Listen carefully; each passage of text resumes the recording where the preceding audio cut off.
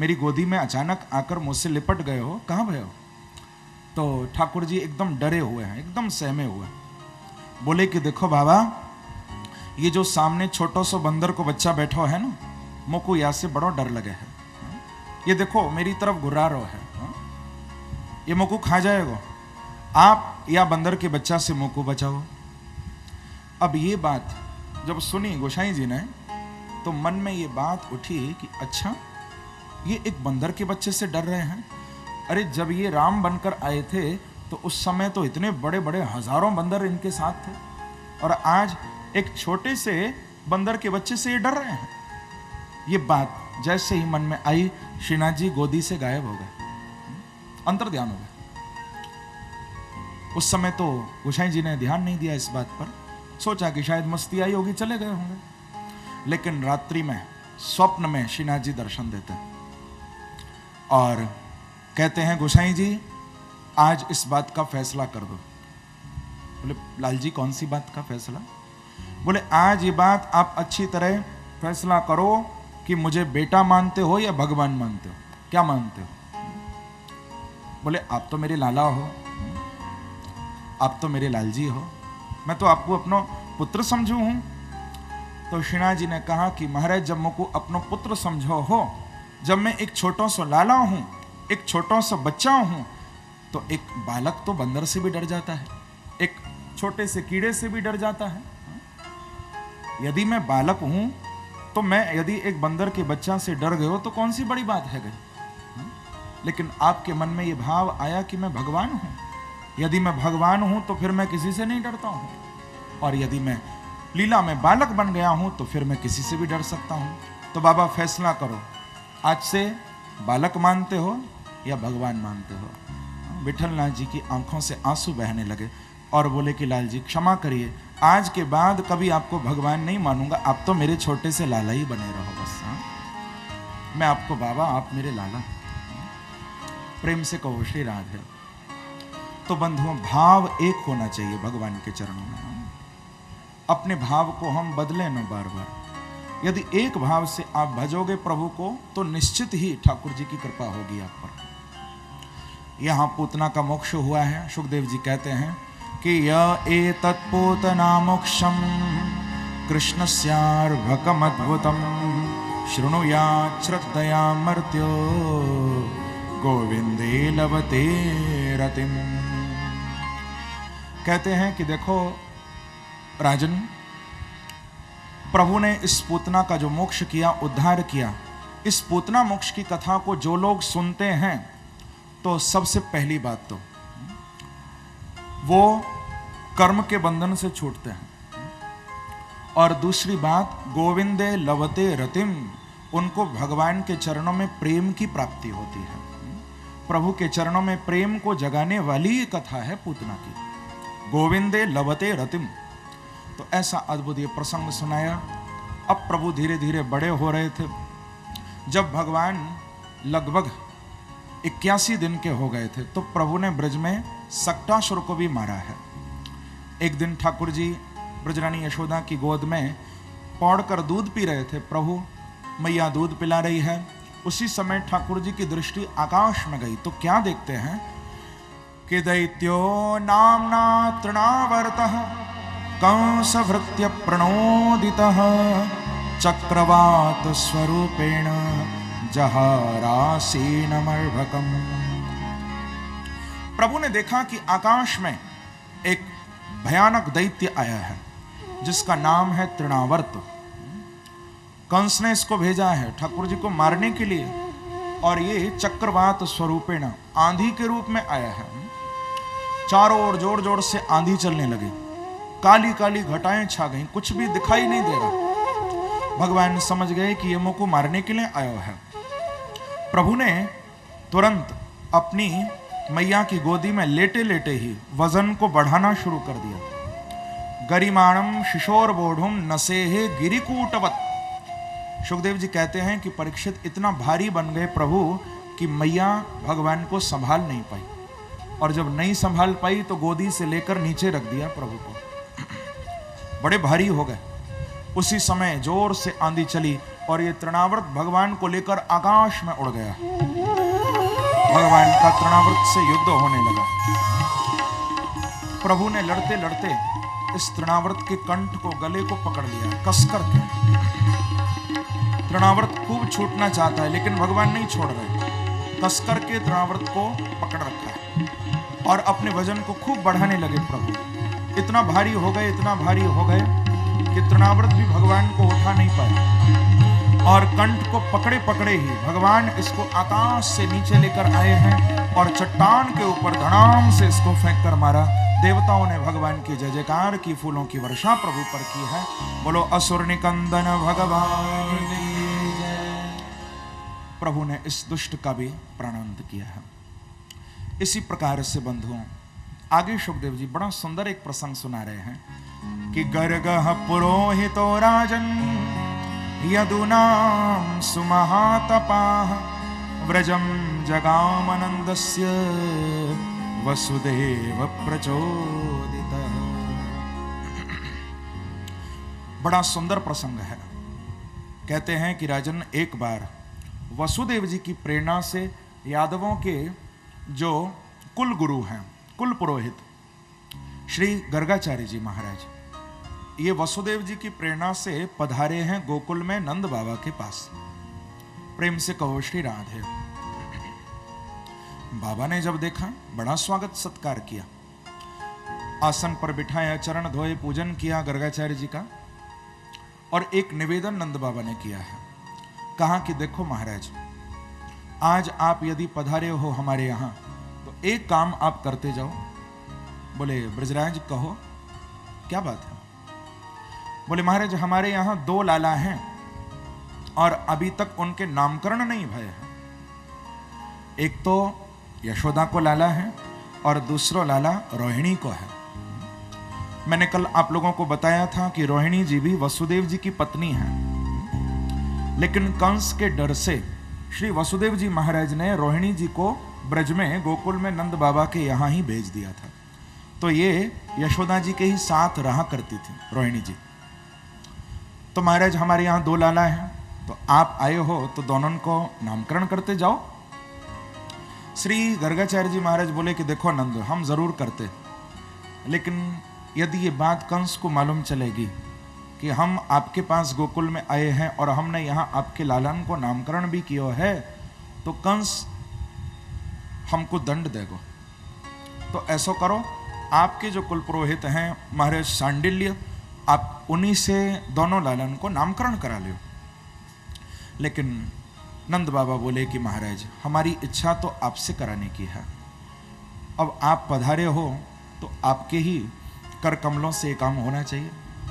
देखो महाराज, आप ये सोच रहे होंगे कि हम सारे ब्रज को निमंत्रण देंगे, सबको बुलाएंगे, बड़ा उत्सव मनाएंगे, लेकिन हम किसी को नहीं बुलाएंगे। आप चिंता मत करो, कानों कान ब्रज में किसी को खबर नहीं लगेगी।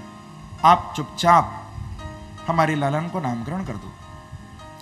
जब ये बात कही तो श्री गर्गाचार्य जी तैयार हो गए कि ठीक है नंद, हम जरूर करेंगे। गौशाला में लेकर आए हैं नंद बाबा गर्गाचार्य जी को, बिल्कुल एकांत में, वहां कोई नहीं है।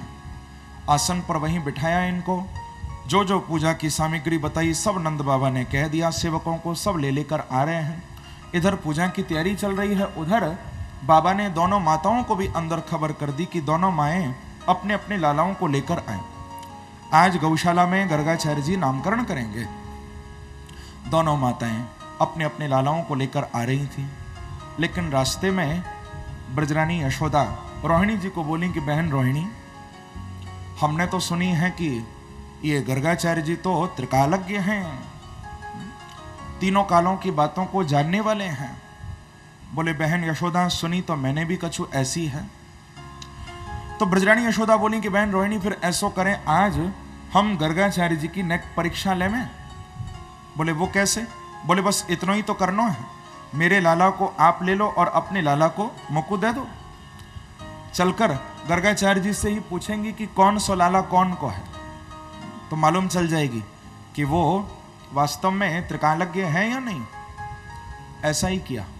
ब्रजरानी यशोदा ने रोहिणी जी को बालकृष्ण को दे दिया और दाऊ जी को स्वयं ले लिया। अब तो दोनों माताएं पहुंची हैं गौशाला में। बैठी हैं आसन पर। गर्गाचार्य जी महाराज सर्वप्रथम स्वस्ति वाचन करते हैं, श्री गणेश जी महाराज का आह्वान करते हैं, नामकरण का बड़ा सुंदर संकल्प बोला जाता है और फिर पूछते हैं कि देखो नंद, अब आप बताओ हम पहले कौन से लाला को नामकरण करें। बंधुओं, बच्चों का नाम बड़ा सोच समझकर हमको रखना चाहिए। प्रेम से कहो श्री राधे। नाम पर बड़ा विचार करते हुए हमको नाम रखना चाहिए, ऐसे वैसे नाम नहीं रखने चाहिए। क्योंकि यथा नाम तथा गुण, जैसा बालक का नाम होता है उसमें वैसे गुण आते ही हैं। तो बालक की जन्म राशि पर विचार करते हुए, जन्म नक्षत्र पर विचार करते हुए हमको किसी दैवज्ञ, किसी ब्राह्मण, किसी संत से बच्चे का नामकरण करवाना चाहिए। तो वो नाम बच्चे के जीवन में प्रभाव डालेगा, जरूर डालेगा। तो ये नामकरण संस्कार बहुत बड़ा संस्कार है। आज प्रभु का नामकरण होने जा रहा है। पूछा कि पहले कौन से लाला को नामकरण करें। नंद बाबा ने इशारा किया कि महाराज पहले जो ये यशोदा की गोद में बैठो है, आप या को नामकरण करो। गर्गाचार्य जी ने जो देखा तुरंत पहचान गए कि ये कौन है। और गर्गाचार्य जी के मुख से यहां भाव निकले हैं कि अयम ही रोहिणी पुत्रो रमयन् सुहृदो गुणैः आख्यास्यते राम इति बलादिक्याद् बलम विदु। यही भाव मुख से निकला कि देखो नंद, चाहे ये बैठो तो यशोदा की गोद में है, लेकिन ये यशोदा को लाला नहीं है, क्योंकि अयम ही रोहिणी पुत्र है, ये तो रोहिणी को बेटा है, हम सब जाने। और या के अंदर बहुत बल होगा, बड़ी ताकत होगी। तो या से हमने या को एक नाम रखो है बल, और दूसरा ये सबको परम आनंद भी देने वाला होगा, तो हमने या को एक नाम रखो है राम। बोलो बलराम जी महाराज की जय। ये दो नाम है बल और राम, लेकिन दोनों को मिलाकर ही लिया जाता है बलराम। एक नाम रोहिणी भी पड़ा, एक नाम संकर्षण भी इनका पड़ा है। नंद बाबा बोले कि गुरुजी अब या दूसरे लाला को भी नामकरण कर दो जो रोहिणी जी की गोद में बैठा है। जो गर्गाचार्य जी ने ठाकुर जी की ओर देखा, देखते ही रह गए। कितने प्यारे लग रहे हैं प्रभु। आंखें इधर से उधर चला रहे हैं, कभी मैया को देखते हैं, कभी बाबा को देखते हैं, कभी गर्गाचार्य जी को देख रहे हैं। ठाकुर जी इधर उधर नेत्र चल रहे हैं। गर्गाचार्य जी बोले कि देखो ब्रजराज, पहली बात तो ये कि आपको ये लाला बड़ा सुंदर है, बहुत प्यारा है, और दूसरी बात ये बड़ा चंचल भी है। देखो कैसे आंखें चला रहा है, कभी मुंह को देखे, कभी आपको देखे, कभी मैया को देख रहा है, बड़ा चंचल है। या के नेत्र एक जगह रुके नहीं हैं, इधर से उधर चलते रहना। और ये दृश्य तो आज भी हमारे बांके बिहारी जी के मंदिर में दिखाई देता है। आप वृंदावन जाकर बांके बिहारी के सामने मंदिर के किसी भी कोने में खड़े हो जाना, हाँ, कहीं भी आप मंदिर में खड़े हो जाना जहां से ठाकुर जी दिख रहे हो, किसी भी कोने में जाकर खड़े हो जाना, तो आपको वहां यही लगेगा कि बांके बिहारी भी हमको ही देख रहे हैं। हाँ? इतने चंचल नेत्र हैं, कहीं भी खड़े हो जाओगे यही लगेगा हमको ही देखकर मुस्कुरा रहे हैं, हमारी ओर ही दृष्टि डाल रहे हैं। तो श्री गर्गाचार्य जी महाराज भी कहते हैं कि ब्रजराज, ये लाला तो आपको बड़ा चंचल है, या को भी हम नामकरण करें? बोले हाँ महाराज, या को भी कोई अच्छा सा नाम रख दो। तो कहते हैं कि आसन वर्णाश्रयो हस्य गृणतो नुयुगम तनु शुक्लो रक्तस्तथा पीत इदानीं कृष्णतां गतः। कहते हैं कि देखो ब्रजराज, ये जो आपको लाला है, या के तो युग युग में अवतार भय हैं, एक दो अवतार नहीं भय, या के अवतारण की तो कोई गिनती नहीं है। आसन वर्णाश्रयो ह्यस्य गृणतो नुयुगम तनु, युग युग में अवतार लिए, कभी शुक्ल अवतार, कभी रक्त अवतार, कभी पीत अवतार, लेकिन इदानीम कृष्णताम गतः, अब की बार ये कृष्ण बनकर आयो है। तो हमने आज से आपके लाला को नाम रखो है कृष्ण। और देखो महाराज, आपको ये जो लाला है ना, ये तो साक्षात नारायण ही है, ये नारायण है। लेकिन जो कहा कि नारायण है, अब तो ठाकुर जी अपनी मैया की गोदी में बैठे बैठे गर्गाचार्य जी की ओर लाल लाल आंखें निकालने लगे। इशारों में ही गर्गाचार्य जी ने पूछा कि क्यों प्रभु, अब तक तो बड़े प्यार से देख रहे थे, अब ये लाल लाल आंखें क्यों? तो भगवान भी इशारे में बोले कि महाराज आपने ये क्या कर दिया, क्योंकि यहां ब्रज में तो मैं अपनी पहचान छुपाकर आया हूं, लेकिन आपने कह दिया कि मैं साक्षात नारायण हूं। बोले प्रभु तो इसमें कौन सी बड़ी बात हो गई, अरे आगे तो सबको पता चलना ही है कि आप नारायण हो, मैंने क्या गलत कर दिया? बोले महाराज अभी आप जानो नहीं हो, यदि आप अपने मुख से कह दोगे कि मैं नारायण हूं तो मालूम है कहां होगा? बोले महाराज क्या होगा? बोले आप तो जानते हो कि नारायण को एक मंदिर हो गया है, तो मेरी मैया और मेरे बाबा मेरे लिए भी एक छोटा सा मंदिर बनवाएंगे, और वहां मंदिर में मूर्ति की जगह मोकू पधरा देंगे, और फिर सूखे शक्करपारे भोग लगाएंगे, और जो मीठी माखन चोरी लीला ब्रज में मैं करने को आया हूं वो सब धरी की धरी रह जाएगी, क्योंकि नारायण तो कभी माखन नहीं चुरा में है। ये माखन चोरी की लीला तो केवल हमारे बालकृष्ण ही कर सकते हैं भैया। कभी आपने चार भुजा वाले नारायण को किसी गोपी क्या माखन चुराते देखा? ये तो छोटे से लाला ही कर सकते हैं। तो महाराज मुकु क्षमा करो, थोड़े दिन तो मुकु यहां माखन खा लें दो चुरा चुरा के, क्योंकि वैसे तो भक्त फिर मंदिरों में तो सूखे शक्करपारे ही भोग लगाते हैं। प्रेम से कहो श्री राधा। हाँ ऐसा होता है। एक सेठ जी के 4 मंदिर थे, लेकिन पुजारी जी एक ही रखे हुए थे। चारों मंदिरों की एक ही पुजारी जी सेवा करते थे।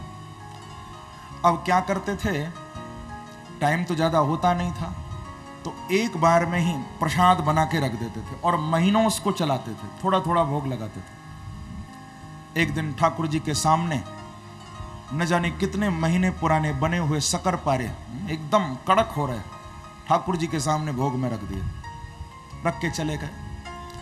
भगवान भी देखकर घबरा गए कि कहां से खाऊं इनको, इतने टाइट इतने कर्रे, न जाने कितने दिनों के रखे हुए सूखे शक्करपारे। ठाकुर जी देखते ही उदास हो गए। अपने चक्र जी को कहा, सुदर्शन चक्र है ना प्रभु के पास, तो चक्र जी को कहा कि देखो सुदर्शन भैया ऐसा करो, हमारे दांतों से तो ये शक्करपारे टूटेंगे नहीं, तो तुम तो चक्र हो, तुम्हारे पास तो बड़ी पैनी धार है, आप ही तोड़ दो थोड़ा इनको, फिर हम खा लेंगे। तो सुदर्शन चक्र ने कहा कि प्रभु मुझे क्षमा करिए, मैं इन शक्करपारों को तो तोड़ दूंगा, लेकिन फिर याद रखना मैं भी आपके किसी और काम का नहीं रहूंगा, ये इतने टाइट हैं। प्रेम से कहो श्री राधे। यदि इनको तोड़ा तो मेरी भी धार चली जाएगी। अब बताओ हम लोग ठाकुर जी को ऐसा भोग लगाते हैं? नहीं। घर में यदि ठाकुर जी बैठे हैं तो उनको रोज ताजा आप भोग लगाओ, अपने लिए जैसा आप चाहते हो वैसा ही प्रभु को भोग लगाया करो। प्रेम से कहो श्री राधे। तो यही बात गर्गाचार्य जी को जब भगवान ने कही तो समझ गए प्रभु की क्या आज्ञा है, और नंद बाबा से बोले हैं कि तस्मान नंदात्मजोयं ते नारायण समो गुणैः श्रिया कीर्त्यानुभावेन गोपायस्व समाहितः। कहते हैं कि देखो ब्रजराज, आपको ये जो लाला है ये नारायण नहीं है, लेकिन नारायण समो गुण ही, आपके लाला में नारायण के से कुछ गुण आ गए तो हमने या को नारायण कह दिया है, लेकिन ये नारायण है नहीं, या में नारायण के से कुछ गुण आ गए। ऐसा कहकर ये बात भी अंत में बोली है गर्गाचार्य जी ने कि देखो ब्रजराज, गोपायस्व समाहित, गोपायस्व का भाव है कि आप अपने इस लाला को खूब संभाल के रखना, क्योंकि बड़े बड़े असुर आएंगे आपके लाला को ले जाने, लेकिन गोपायस्व आप खूब संभाल के खूब छुपा के अपने लाला को रखना। ऐसा कहकर श्री गर्गाचार्य जी महाराज पधारे हैं। अब तो दोनों माताएं अपने अपने लालाओं को लेकर नंद भवन की ओर चली, तो रास्ते में ब्रजरानी यशोदा और रोहिणी जी की बात हुई। रोहिणी जी ने पूछा कि बहन यशोदा, कहा आपको याद है कि गुरुजी हमारे लालाओं का क्या नाम रख के गए थे? ब्रजरानी यशोदा बोली कि बहन रोहिणी, मोको तो याद नहीं आवे है। गुरुजी कछु टेढ़ो सो नाम रख गए हैं, क्योंकि मैया को कृष्ण नाम बड़ा टेढ़ा लगता था। ब्रजरानी यशोदा ने जीवन में कभी कृष्ण नाम तो लिया ही नहीं, बड़ा टेढ़ा लगता था। बोले गुरुजी तो टेढ़ो सो नाम रख गए हैं, अब जब दोबारा आएंगे तो उनसे पूछ लेंगे कहाँ नाम रखो हो। लेकिन रोहिणी जी बोली कि यशोदा, अरे तब तक अपने लालाओं को कोई ना कोई नाम लेकर तो बुलाना है ना। तो देखो, आप गुरुजी से पूछती रहना, लेकिन मैंने तो आज से अपने लाला को नाम बलुआ धर लिया है। तो ब्रजरानी यशोदा बोली कि अच्छा, जब आपने बलुआ धर लिया है तो फिर आज से मैंने भी अपने लाला को नाम कनुआ धर लिया है। प्रेम से कहो श्री राधे। तो ये प्यार के नाम दोनों माताओं ने रखे हैं, कनुआ और बलुआ। इन्हीं नामों से ज्यादातर मैया पुकारा करती थी ठाकुर जी को। अब तो प्रभु धीरे धीरे बड़े हो रहे हैं कि कालेन व्रजताल्पेन गोकुले राम के शवो जानुभ्याम सह पाणिभ्याम रिंगमाणो विजिहरतु। अब तो प्रभु नंद भवन के आंगन में घुटुवन चलते हैं ठाकुर जी, और घुटुवन चलते चलते कभी नंद बाबा की तलवार को पकड़ने के लिए भागते हैं, कभी नंद बाबा की छड़ी को पकड़ने के लिए भागते हैं, कभी बाबा की चरण पादुकाओं को उठाकर ठाकुर जी अपने सिर पर रख लेते हैं। जैसे बच्चे चप्पल उठा लेते हैं ना, ठाकुर जी भी वैसी लीला कर रहे हैं। नंद बाबा की पादुकाओं को लेकर अपने सिर पर रख लेते हैं। देखो कैसी अद्भुत लीला। बंधुओं, मेरे बाके बिहारी से दिल से प्यार तो करके देखो एक बार, ठाकुर जी तो तुम्हारी चप्पल भी उठाने को तैयार हैं। कितने दयालु हैं प्रभु, मधुर लीला कर रहे हैं। मैया ठाकुर जी को सुबह सुबह सुंदर श्रृंगार कराया करती थी, बड़ा सजाया करती थी ठाकुर जी को। लेकिन हमारे नटखट कन्हैया जब नंद भवन से बाहर निकलते थे तो ब्रज की मिट्टी में ऐसी लोट लगाते थे कि काले से गोरे हो जाते थे। जितना भी मैया ने श्रृंगार किया सब 1 मिनट में ठाकुर जी चौपट कर देते थे। जब आते थे लौटकर तो देखने लायक रूप होता था। मुकुट कहीं जा रहा है, छोटा सा मोर पंख मैया बांधा करती थी ठाकुर जी के, कहीं वो जा रहा है। सारे अंग अंग में ब्रज की धूल मिट्टी लगी हुई है ठाकुर जी के। तो मैया को बड़ा गुस्सा आया करती थी कि पंका विषिक्त सकला वयवम विलोक्य दामोदरम बदति कोपवशाद यशोदा। जब देखा ठाकुर जी के अंग अंग में मिट्टी लगी हुई है, मां को गुस्सा आ गई। और ठाकुर जी को जानते हो क्या कहा कि त्वम सुकरोसी गत जन्मनि पूतना रे। भगवान को ऐसा शब्द केवल मां ही बोल सकती है। जब अंग में मिट्टी लगी हुई देखी ना, तो मैया कहती है कि अरे लाला, मोकू तो ऐसो लगे है कि पिछले जन्म में तू सूकर होएगो। तुम सुकरोसी गत जन्मनि पूतना रे, लगे तू पिछले जन्म को सूकर है। ठाकुर जी ये बात सुनकर मुस्कुराते हैं और कहते हैं कि मैया तो बिल्कुल ठीक कह रही है, क्योंकि पहले मैं ही तो 12 बन के अवतार लेकर या धरती पर आयो हो। 12 बन के ठाकुर जी प्रकट हुए थे, आप लोगों ने सुना था कथा में। ठाकुर जी मैया की बात का बुरा नहीं मानते, क्योंकि इसी डांट को पाने ठाकुर जी आए हैं ना। प्रभु को डांटने की हिम्मत सबकी नहीं होती, कोई कोई भक्त ही ठाकुर जी को डांट सकता है। ठाकुर जी सबकी डांट नहीं खाते हैं, जिससे प्यार करते हैं उसी की डांट खाते हैं प्रभु। एक संत हुए हैं भारत की इस भूमि में, उदयनाचार्य जी महाराज, प्रेम से कहो श्री राधे। ये उदयनाचार्य जी एक बार दर्शन करने के लिए महाराज जगन्नाथ का पुरी पधारे, जगन्नाथपुरी गए। अब दर्शन करने के लिए अंदर जाने वाले थे, लेकिन पंडा पुजारियों ने कहा कि महाराज क्षमा करो, दर्शन बंद हो गए हैं, पट बंद हो गए हैं, अब बाद में खुलेंगे, आप जाइए बाद में आना। इतना सुनते ही कि पट बंद हो गए हैं, बाहर आ गए और बाहर गुस्से में आकर बैठ गए। और जानते हो ठाकुर जी को फटकारने लगे उदयनाचार्य जी, ठाकुर जी को डांटने लगे, झगड़ा करने लगे। कि ऐश्वर्य मदमत्तोसी माम अवज्ञाय संस्थिते उपस्थिते तु बौद्धेषु मद्धीना तव स्थिति। भगवान जगन्नाथ को डांटते हुए बोले कि अच्छा जगन्नाथ बड़ा त्रिलोकी का नाथ बना फिरता है, आज इतना ऐश्वर्य में मदमस्त हो गया कि मैं दर्शन करने के लिए आया और अपना दरवाजा बंद कर लिया, मैं भी देख लूंगा, ऐसा भगवान को कहने लगे। तो प्रेम था ना, प्रेम से ठाकुर जी को डांटा तो जगन्नाथ जी इतना कृपा, ऐसी कृपा करते हैं कि स्वयं प्रभु ने मंदिर का दरवाजा खोला और कहा कि आओ महाराज मेरा दर्शन कर लो। अरे भक्तों की डांट भी खा लेते हैं ठाकुर जी, जिससे प्यार करते हैं उसकी फटकार भी खा लेते हैं। स्वयं ठाकुर जी ने दरवाजा खोला और दर्शन कराया उसी समय। तो डांटने का अधिकार लीला में केवल मैया को है, मैया प्यार भी करती है। तो प्रभु इस प्रकार से लीला कर रहे थे बंधुओं। लगभग जब 1.5 वर्ष के हो गए ठाकुर जी, तो प्रभु ने बहुत सुंदर एक लीला शुरू की है ब्रज में। 1.5 वर्ष की आयु में गोकुल में प्रभु ने लीला की है, जिसको कहते हैं माखन चोरी लीला। बड़ी अद्भुत ये लीला है। अभी बहुत सुंदर झांकी भी माखन चोरी की हमारे बीच में आएगी। बड़ी सुंदर ये लीला है। प्रभु जब अपने नंद भवन में विराजमान थे तो मन में ये बात उठी कि अब तो हम बड़े हो गए हैं, तो चलो जिस लीला को करने के लिए हम इस ब्रज में आए हैं, माखन चोरी, अब उस लीला को प्रारंभ करें। लेकिन प्रभु ने सोचा कि बाहर तो पीछे जाऊंगा माखन चुराने, पहले मैं थोड़ा घर में प्रैक्टिस तो करूं कि मुझे माखन चुराना आता भी है या नहीं।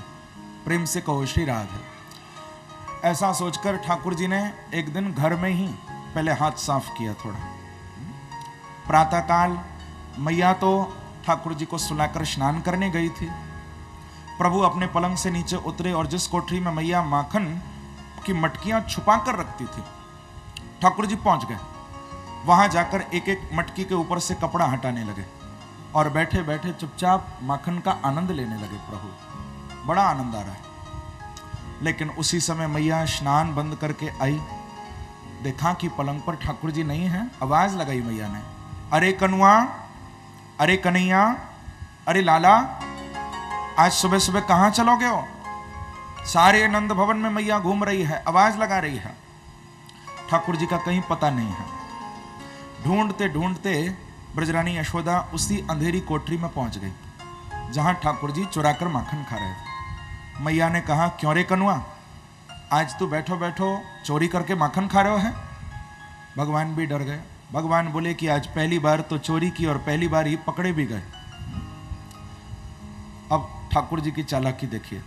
भगवान बोले, मैया, अरे मैं माखन थोड़ी ना चुरा रहा हूं। लाला, यदि नहीं चुरा रहा है तो फिर माखन की मटकी में हाथ क्यों दियो? तो भगवान अपने हाथों की ओर इशारा करके बोले कि देख मैया, कहा बताऊं, तेने हमें ये हाथन में कहां पहना दियो है? माँ ने सुंदर सोने के कंगन ठाकुर जी को पहना रखे थे और उनमें बड़ी सुंदर सुंदर मणियां लगी हुई थी, मणि चमक रही थी, बहुत लाइट निकल रही थी। भगवान बोले, मैया, तेने हमें हाथ में कहां पहनाई दियो? और देख यहाँ में से कैसी आग निकल रही है। मैया, या आग में मेरो हाथ जल रहे हो। मैंने सोची कहां ठंडो करूं, जब कोई जगह नहीं दिखाई दी तो माखन की मटकी में ही हाथ डाल दियो। प्रेम से कहो श्री राधे। ये बात सुनकर मैया बोली कि लाला, तेरो हाथ जल रहे हो? भगवान बोले, हाँ मैया, मेरो हाथ जल रहे हो। हंसते हुए मैया ने कंगन तो उतार लिए और गोदी में लेकर ठाकुर जी को माँ अंदर चली गई। भगवान भी मन में बोले कि आज पहली बार तो चोरी की, पहली बार ही पकड़े भी गए, लेकिन अपनी चालाकी से, अपनी उस्तादी से बच गए तो पूरे माखन चोर बन गए। बोलो माखन चोर भगवान की जय, श्री वृंदावन बिहारी लाल की जय। तो बंधुओं, इस प्रकार से प्रभु ब्रज में ये माखन चोरी लीला कर रहे हैं। प्रभु जब नंद भवन से बाहर निकले हैं तो भगवान के परम मित्र, परम सखा बने हैं श्री दामा, मधुमंगल, स्तोक, कृष्ण, सुबल, इन सब ग्वाल बालों के साथ प्रभु रोज माखन चुराने के लिए जाया करते थे। और ब्रज में बड़ा आतंक मचाया ठाकुर जी ने, बड़ा उत्पात मचाया। प्रभु कैसे माखन चुराया करते थे, आइए थोड़ा इस झांकी का हम लोग यहाँ दर्शन करें कि कैसे प्रभु माखन चुराते हैं गोपियों के यहाँ, कैसे ठाकुर जी लीला करते हैं। बड़ा सुंदर भाव है। आप सब मेरे साथ मिलकर गाना भी और इस झांकी का दर्शन भी करना, कैसे ठाकुर जी माखन चुराते हैं और गोपियां ठाकुर जी के पीछे भागती हैं। एक गोपी का ये भाव है कि चित चोर मेरो माखन खाए गयो री, चित चोर मेरो माखन खाए गयो री, चित चोर मेरो माखन खाए गयो री, चोर मेरो माखन खाए गयो री, चित चोर मेरो माखन खाए गयो री, चोर मेरो माखन खाए गयो री, ओ खाए गयो री, मुस्काए गयो री, खाए गयो री, मुस्काए गयो री, ओ खाए गयो री, मुस्काए गयो री, खाए गयो री, मुस्काए गयो री, ओ चित चोर मेरो माखन खाए गयो री, चित चोर मेरो माखन खाए गयो री, चित चोर मेरो माखन खाए गयो री, चोर मेरो माखन। ऐसे नहीं, दोनों हाथ उठाकर ताली की सेवा करते हुए देखो कितने सुंदर बाल कृष्ण, छोटे से लाला अपनी ग्वाल मंडी के साथ, अपने गैंग के साथ, पूरी टोली के साथ माखन चुराने के लिए आ रहे हैं। सब तैयार हो जाओ, दोनों हाथ से ताली बजाकर स्वागत करो मेरे प्रभु का। बाल कृष्ण लाल की, माखन चोर भगवान की।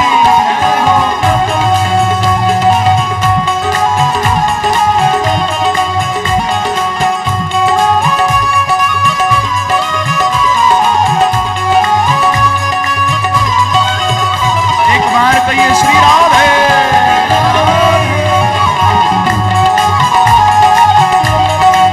ओ चित चोर मेरो माखन। देखो आप सब खड़े हो जाओगे तो फिर लीला का आनंद नहीं आएगा। हाँ, बैठे बैठे सबको दर्शन हो ना, तो सब बैठ जाओ, बैठकर इस लीला का आनंद लो, दर्शन करो। ओ चित चोर मेरो माखन खाए गयो री, चित चोर मेरो माखन खाए गयो री, चित चोर मेरो माखन खाए गयो री। आप खायो ग्वालन को खवायो, आप खायो ग्वालन को खवायो, आप खायो ग्वालन को खवायो, आप खायो ग्वालन को, और माखन को, अरे माखन को माट लुढ़काए गयो री, हो माखन को माट लुढ़काए गयो री, हो माखन को माट लुढ़काए गयो री। इसीलिए ओ चित चोर मेरो माखन खाए गयो री, चित चोर मेरो माखन खाए गयो री, चित चोर मेरो माखन खाए गयो री, चित चोर मेरो माखन। दोनों हाथ से ताली की सेवा करते हुए प्रेम से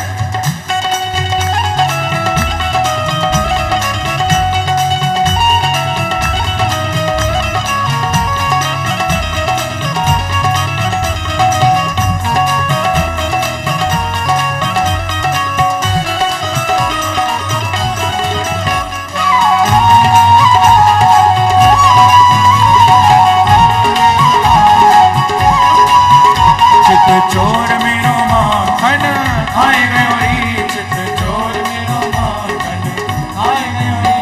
ओ कछु खायो कछु नीचे गिरायो, खायो कछु नीचे गिरायो, कछु खायो कछु नीचे गिरायो, खायो कछु नीचे गिरायो, कछु बंदर को खवाए गयो री,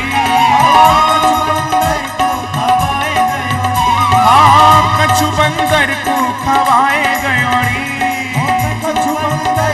इसीलिए गाइए ओ चित चोर मेरो माखन खाए गयो री, चित चोर मेरो माखन खाए गयो री, ओ चित चोर मेरो माखन खाए गयो री, चोर मेरो माखन खाए गयो री। प्रेम से ताली की सेवा करते हुए अभी हमारे सामने ठाकुर जी मटकी भी फोड़ेंगे।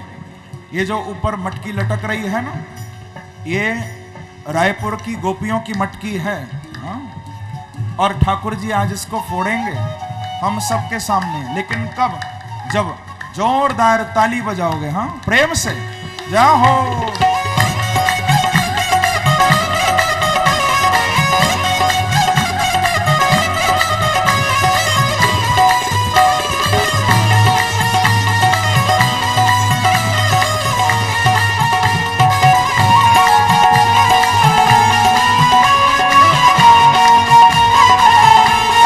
कृष्ण लाल की, गिरधर गोपाल की।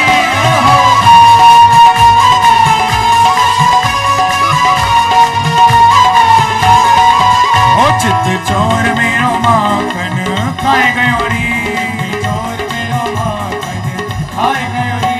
ओ वृंदावन की कुंज गलिन में, वृंदावन की कुंज गलिन में, वृंदावन की कुंज गलिन में, ये तो तिरछी नजरिया चलाए गयो री, ये तो तिरछी नजरिया चलाए गयो री। ओ मोपे तिरछी नजरिया चलाए गयो री, मोपे तिरछी नजरिया चलाए गयो री। ओ चित चोर मेरो माखन खाए गयो री, चित चोर मेरो माखन खाए गयो री। ओ चित चोर मेरो माखन खाए गयो री, चोर मेरो माखन खाए गयो री। देखो ठाकुर जी ऊपर कंधे पर चढ़ रहे हैं ग्वाल वालों के, हाँ, और बस अब प्रभु मटकी फोड़ेंगे और माखन गिरेगा, हाँ? सब जोरदार ताली बजाते रहो, तभी ठाकुर जी फोड़ेंगे, हाँ? बाल कृष्ण लाल की, माखन चोर भगवान की।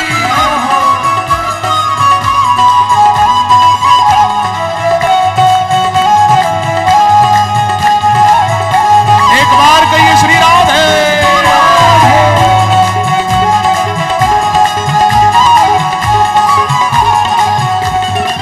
ओ चित चोर मेरो माखन खाए गयो री, चोर मेरो माखन खाए गयो री। ओ चित चोर मेरो माखन खाए गयो री, चोर मेरो माखन खाए गयो री।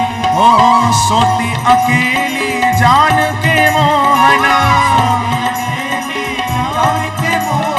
सोती अकेली जान के मोहन,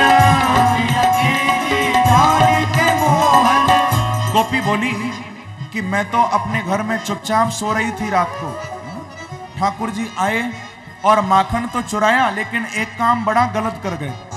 मैं तो सो रही थी और ठाकुर जी ने क्या किया आकर, मेरी खटिया में चुटिया बंधाए गयो री, मेरी खटिया में चुटिया बंधाए गयो री। ओ मेरी खटिया में चुटिया बंधाए गयो री, मेरी खटिया में चुटिया बंधाए गयो री। ओ चित चोर मेरो माखन खाए गयो री, ओ चित चोर मेरो माखन खाए गयो री, चोर मेरो माखन खाए गयो री। ओ खाए गयो री, मुस्काए गयो री, खाए गयो री, मुस्काए गयो री। ओ खाए गयो री, मुस्काए गयो री, खाए गयो री, मुस्काए गयो री। चित चोर मेरो माखन खाए गयो री, चित चोर मेरो माखन खाए गयो री। ओ चित चोर मेरो माखन खाए गयो री, चोर मेरो माखन खाए गयो री। देखो आगे वालों की तो ताली की आवाज आ रही है, लेकिन लगता है पीछे वालों को आनंद नहीं आ रहा क्या? पीछे वाले भी दोनों हाथ उठाकर, हाँ, ताली की सेवा करते हुए प्रेम से।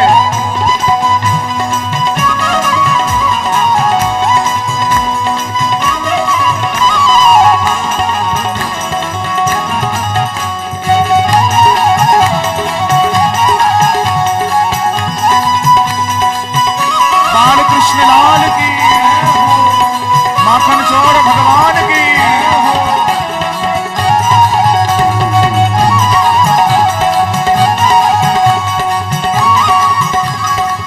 अच्छा, जैसे ठाकुर जी यहाँ पर अभी लीला कर रहे हैं, क्या आप लोग ये नहीं चाहते कि आपके घर में भी आए ठाकुर जी?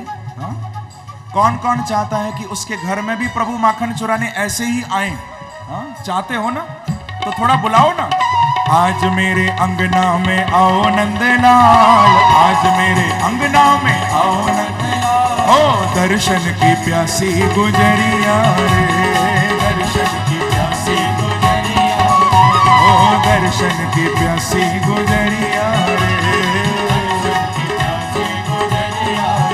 ओ दर्शन की प्यासी तेरे नैनन की प्यासी, दर्शन की प्यासी तेरे नैनन की प्यासी। ओ दर्शन की प्यासी तेरे नैनन की प्यासी, दर्शन की प्यासी। इसीलिए बुलाइए। हाँ आज मेरे, ओ आज मेरे अंगना में आओ नंदलाल, आज मेरे अंगना में आओ नंदलाल। ओ दर्शन की प्यासी गुजरिया रे, दर्शन की प्यासी गुजरिया। ओ तेरे दर्शन की प्यासी गुजरिया रे, दर्शन की प्यासी गुजरिया। श्री राधे।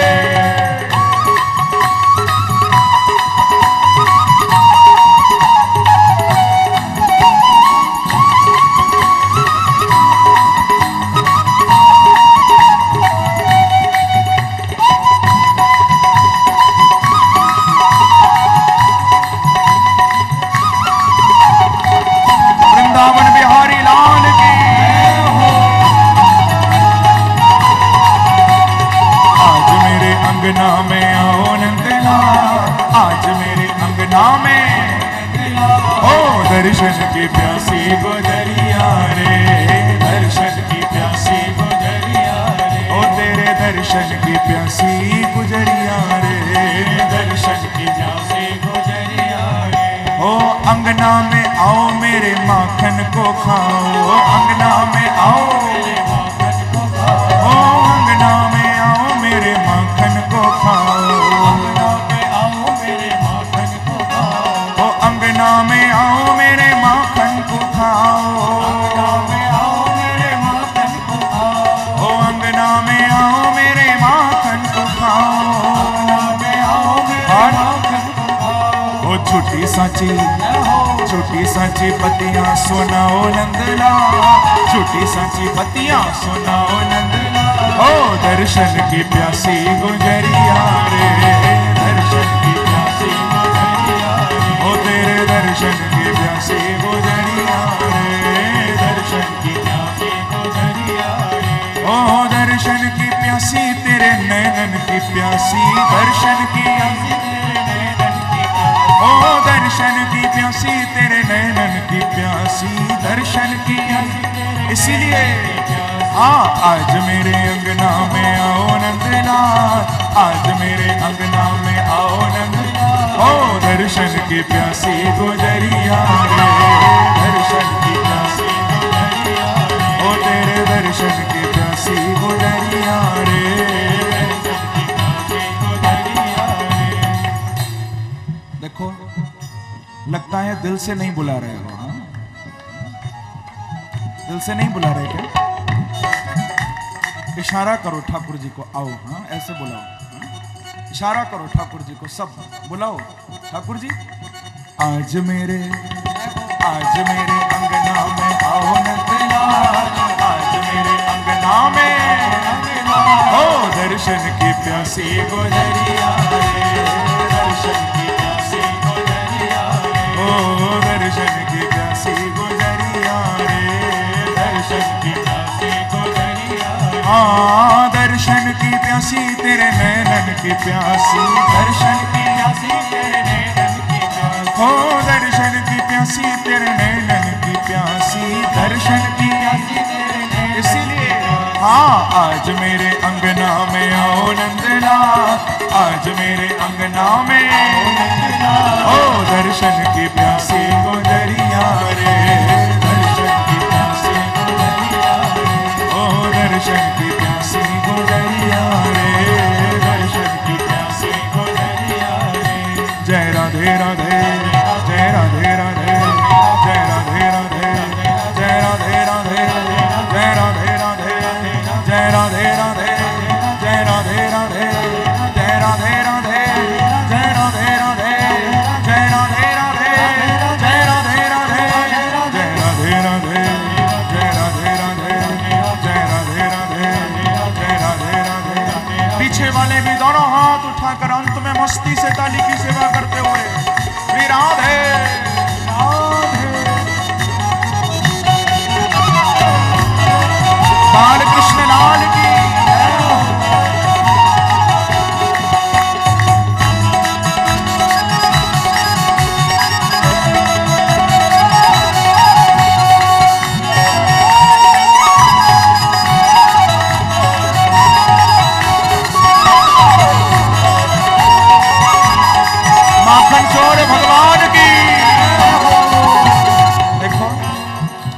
हमारे ठाकुर जी हैं तो बहुत बड़े चोर। हाँ, इसीलिए श्री राधा रानी का एक कहना मानोगे आप सब?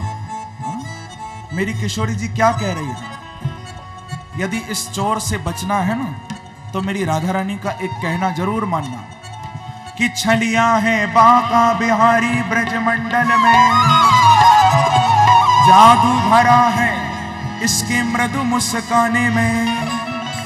ओ छलिया है बांका बिहारी ब्रजमंडल में, जादू भरा है इसके मृदु मुस्काने में।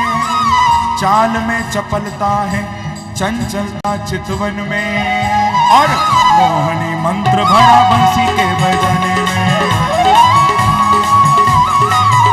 ओ मोहनी मंत्र भरा बंसी के बजाने में। ओ मोहनी मंत्र भरा बंसी के बजाने में। और भक्त सब सावधान रहो श्याम सुंदर से, क्योंकि दिल लेता लूट डाका डाल के खजाने में।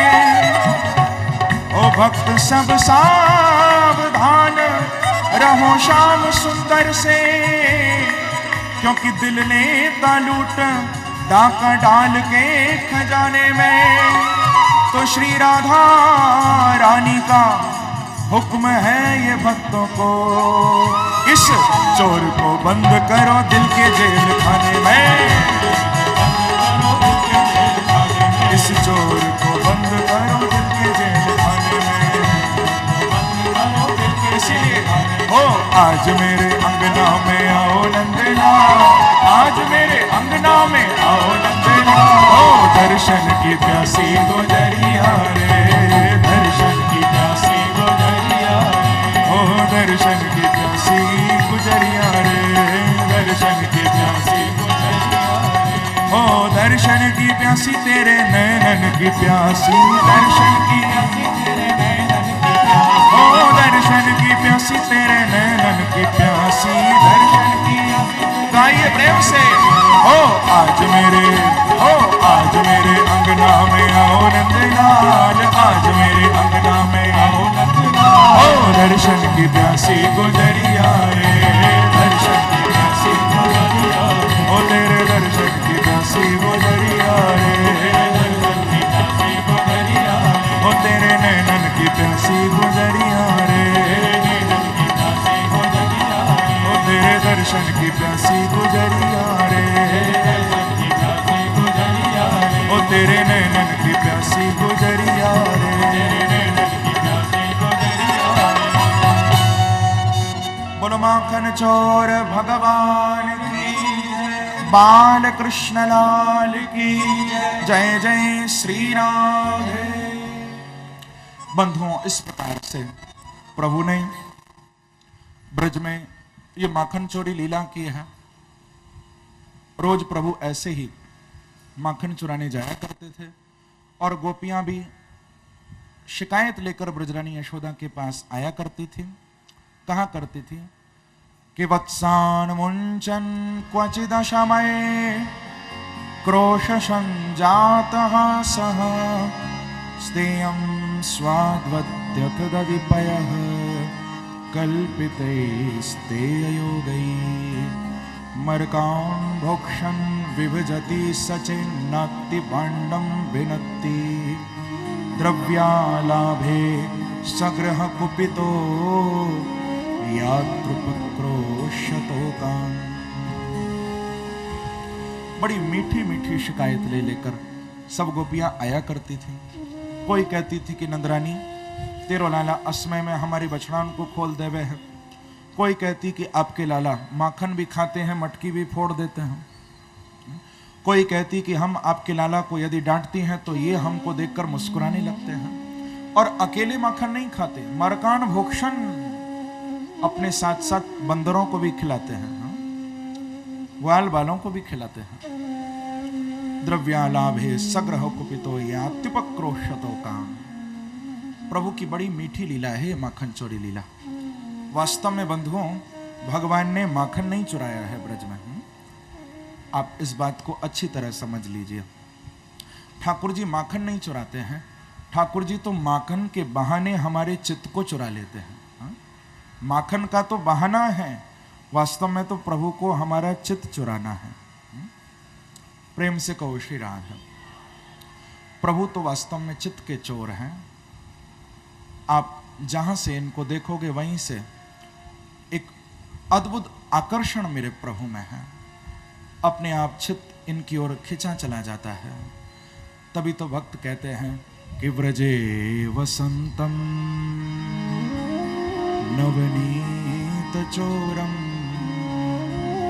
गोपांगनाना चदुकूल चोरम श्रीराधिकाया हृदयस्य चौरम चौराग्रगण्यं शरणं प्रपद्ये चौराग्रगण्यं शरणं प्रपद्ये। भगवान केवल माखन नहीं चुराते, प्रभु तो चित्त भी चुराते हैं। उनकी शरण में आकर जो उनको प्रणाम कर देता है उसके पापों को भी चुरा लेते हैं प्रभु। अनेक जन्मार्जित पाप चौरम, चित्त भी चुराते हैं, पाप भी चुराते हैं, गोपियों के वस्त्र भी चुराए ठाकुर जी ने, सब कुछ चुरा लेते हैं वो। तो इस प्रकार से गोपियों के चित्त को भी भगवान ने चुराया। एक दिन प्रभु ग्वाल बालों के साथ खेल रहे थे बंधुओं। पहले तो माखन चुराया था, लेकिन अब सुखदेव जी कहते हैं कि एकदा क्रीडमानास्ते रामाद्या गोपदारकाः कृष्णो मृदं भक्षितवान् नीतिमात्रे न्यवेदयन्। एक दिन प्रभु ने खेलते खेलते ग्वाल बालों से नजर बचाई और प्रभु ने आज माटी खाई है, मिट्टी खाई प्रभु ने। लेकिन सबसे तो नजर बचा ली, श्री दामा जी ने देख लिया। तुरंत बलराम जी को कहा कि देखो दाऊ भैया, अब तक तो ये माखन चुरा के खाते हो, लेकिन आज यानी मिट्टी भी खाई है। जो बलराम जी ने सुना, क्रोध आ गया। अच्छा ग्वाल बालों, आज या को पकड़ कर ले चलो और मैया से जाके खूब आज मार लगवाएंगे। तुरंत एक सखा ने ठाकुर जी के दोनों हस्त कमल पकड़ लिए, एक ने चरण कमल पकड़ लिए, ठाकुर जी को ऐसे झुलाते हुए लेकर जा रहे हैं और जाकर नंद भवन के द्वार पर आवाज लगाई कि तेरे लाला ने माटी खाई, यशोदा सुन माई, तो सुनत ही माटी को ना ब्रजरानी दौड़ी आई और पकड़ हरि को हाथ पूछने लगी कि कैसे तूने माटी खाई। तो तुनक तुनक तुतलाए के हूँ बोले शाम, मैंने ना ही माटी खाई नाहक लगायो नाम। मैया तुरंत बाहर आई, ठाकुर जी का हाथ पकड़ लिया मैया ने और पूछने लगी कि लाला ये सब सखा क्या कह रहे हैं, क्या तूने माटी खाई है? यदि खाई है तो बता। लेकिन भगवान के शब्द सुनिए, भगवान कहते हैं कि नहीं मैया, मैंने माटी नहीं खाई। कि नाहम भक्षतवानम्ब सर्वे मिथ्या विशंसिनः, यदि सत्य गृहस्थरहि तो समक्षम पश्य मे मुखम। मैया ये सब ग्वाल बाल झूठ बोल रहे हैं, मैंने माटी नहीं खाई। यदि तो को यकीन नहीं होवे तो आकर तू मेरा मुख देख ले। यदि तो को विश्वास नहीं होवे तो मेरा मुख देख ले मैया, लेकिन मैंने माटी नहीं खाई। प्रेम से कहो श्री राधे। बंधुओं, आप लोग सब विचार कर रहे होंगे कि हमारे बांके बिहारी तो बड़े झूठे हैं। अरे अभी अभी मिट्टी खाई है और कहते हैं कि नहीं खाई। इस श्लोक पर श्री वल्लभाचार्य जी महाराज ने सुबोधनी जी में बड़ा अच्छा भाव दिया है। भगवान कह रहे हैं कि मैया नाहम भक्षितवान अम्ब, ना अहम भक्षितवान। मां मैंने मिट्टी नहीं खाई। लेकिन वल्लभाचार्य जी ने एक बड़ा विशेष अर्थ दिया है यहां पर। उन्होंने यहां अर्थ ऐसा नहीं किया ना अहम, उन्होंने अर्थ किया है नाहम भक्षितवान। समझना थोड़ा, क्योंकि संस्कृत में नाह कहते हैं ब्रह्मांड को सारे ब्रह्मांड को कहते हैं नाह, और द्वितीया के एक वचन में बनेगा नाहम। यानी मैया तो पूछ रही है कि लाला क्या तूने माटी खाई, लेकिन भगवान कह रहे हैं कि मैया तू माटी की बात करती है, परंतु यहां तो नाहम ब्रह्मांडम भक्षितवान, तू मिट्टी की बात कर रही है, मैं तो सारे ब्रह्मांड को ही खाए बैठा हूं। सारा संसार मेरे ही तो अंदर है, अंदर से ही निकलता है, फिर संसार अंदर चला जाता है। मेरे उदर में कोटि कोटि ब्रह्मांड रखे हुए हैं। तो प्रभु झूठ नहीं बोल रहे। ये नाह को अखंड पद माना है वल्लभाचार्य जी ने, यानी भगवान कहना चाहते हैं मैं तो सारे ब्रह्मांड को खाए बैठा हूं। तो नाहम ब्रह्मांडम भक्षितवान, हे अम्ब, हे मैया, मैं तो सारे ब्रह्मांड को खाए बैठा हूं। लेकिन माँ ने जब नहीं मानी प्रभु की बात, तो फिर छोटो सो मुखारविंद कृष्ण हु ने फाड़ दिया। ठाकुर जी ने अपना छोटा सा मुख खोल दिया, मैया भी जमीन में बैठ गई है, और प्रभु के लाला के मुख में जब झांक कर देखा तो आज क्या देखती हैं कि अनंत कोटि ब्रह्मांडों का दर्शन आज बाल कृष्ण के मुख में मैया को हो रहा है। बोला बाल कृष्ण लाल की। कोटि कोटि ब्रह्मांड दिखाई दे रहे हैं आज। समस्त तारागण, समस्त नक्षत्र, सूर्य चंद्रमा, सारे ग्रह नक्षत्र, ये पृथ्वी भी सब अपने लाला के मुख में मैया को दिखाई दे रहा है। मैया तो बहुत डर गई। मैया सोचने लगी कि मेरे लाला के मुख में ये अलाय बलाय कहां से आ गई। डर के मां ने आंखें बंद कर ली हैं। भगवान भी समझ गए कि आज मैया ने मेरे ऐश्वर्य को देख लिया है, और अब कहीं ऐसा ना हो कि मेरी मैया मुख को भगवान न समझने लगे, क्योंकि इतने सारे ब्रह्मांड मेरे मुख में देख लिए। कहीं मेरी मैया मुख को भगवान न मानने लगे। यदि भगवान समझेगी मैया तो फिर वैसा प्यार नहीं करेगी मोको, जैसा प्यार एक लाला से किया जाए है। तो ठाकुर जी भगवान बनना नहीं चाहते हैं ब्रज में। बंधुओं, यही तो ब्रजभूमि की महिमा है। द्वारिका में भगवान बने हैं, मथुरा में भगवान बने हैं, प्रभु हर जगह भगवान बने हैं, लेकिन ब्रज में ठाकुर जी भगवान नहीं बने। यहां तो ब्रजवासियों के सखा, उनके दास ठाकुर जी स्वयं बन के आए। ब्रज में भगवान नहीं बने हैं प्रभु। ये तो विशुद्ध प्रेम की लीला है, ब्रज की लीला। यहां ठाकुर जी सखा बन के आए हैं, लाला बन के आए हैं प्रभु। तो डर गए ठाकुर जी, अरे ये मैंने क्या कर दिया। मेरी मैया ने तो मेरे ऐश्वर्य को आज देख लिया है, कहीं मुझको भगवान न मानने लगे। तो सुखदेव जी कहते हैं कि वैष्णवीम व्यतनोन्माया, तुरंत प्रभु ने अपनी वैष्णवी माया का प्रयोग अपनी मैया के ऊपर कर दिया है। लेकिन ये वैष्णवी माया कैसी है? देखो, प्रभु की दो प्रकार की माया होती है। एक तो ठाकुर जी की प्राकृतिक माया है, जिसको कहते हैं फंसाने वाली माया, जो हमको संसार में फंसाती है। लेकिन एक है उनकी वैष्णवी माया। इसका प्रयोग भगवान अपने भक्तों पर करते हैं। क्यों? अपने भक्तों को अपने पास लाने के लिए। जब प्रभु को लगता है कि मेरे भक्त धीरे धीरे मेरे से दूर हो रहे हैं, तो वैष्णवी माया के द्वारा पास बुला लेते हैं, प्रभु निकट कर लेते हैं भक्तों को। तो यहां पर वैष्णवी माया का प्रयोग किया है। यह हानिकारक नहीं होती, इससे कोई नुकसान नहीं होता, इससे तो भक्ति प्रेम और बढ़ता है। तो अपने मैया के अंदर पुत्र स्नेहमयी वैष्णवी मायाम व्यतनोत, ठाकुर जी ने पुत्र स्नेह से भरी हुई, प्रेम से भरी हुई माया अपनी मैया पर छोड़ी है। जब आंखें खुली थोड़ी देर में मां की, भगवान ने पूछा कि मैया, कहा तेने हमारे मुख में कहीं भी माटी देखी? तो मां को कहना पड़ा कि लाला, सब जग झूठों, केवल एक तू ही साचो। मैंने तेरे मुख में कहीं माटी नहीं देखी। क्योंकि ठाकुर जी ने माया का प्रयोग कर दिया ना, तो मां भूल गई कि मैंने देखा क्या था। कुछ याद नहीं है अब मैया को, सब भूल गई। ठाकुर जी को गोद में बिठा लिया और सब ग्वाल वालों को कहा कि सब भाग जाओ यहाँ से, झूठी झूठी शिकायत मेरे लाला की लेकर आओ हो, सब जाओ यहाँ से। सब बोले कि मैया, हमारे सामने तो याने माटी खाई, अब तेरो लाला है, तू काई को डांटेगी यार। सब बेचारे दुखी होके चले गए। माँ ने ठाकुर जी को गोद में ले लिया। समय व्यतीत हुआ, बड़ा सुंदर समय आया है।